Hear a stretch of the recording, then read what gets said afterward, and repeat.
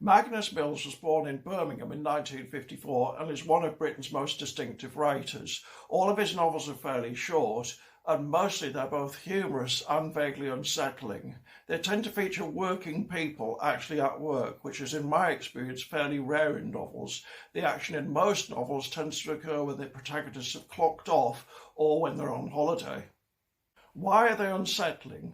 Two reasons, I think. Firstly, the dialogue is actually realistic. Mostly people don't speak in novels as they do in real life. In his 1987 How to Write a Damn Good Novel, James Frey discusses how not to write dialogue. Essentially, good novelistic dialogue must be packed with conflict. But Mills's isn't like that. Paradoxically, in making it real, he makes it slightly strange. We're not used to encountering that sort of reality in novels. Secondly, there's a strong sense of just how powerful a thing work is. It takes us over whether we like it or not, especially if you're working class and relatively poor, as many of his characters are, though that's not something he dwells on. It can seem never-ending. He has a way of bringing that to life.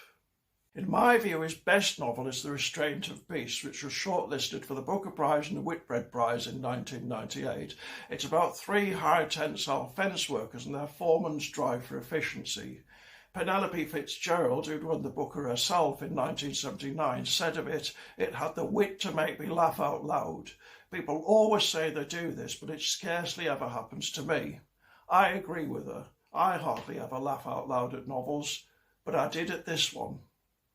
I haven't read all of his novels. If I find an author I particularly like, I'll try not to hoover up everything they've written.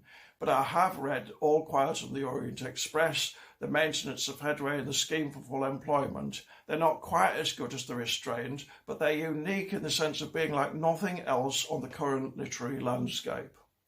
For a writer who has such an original voice, it may be worth pointing out that his writing is utterly unpretentious.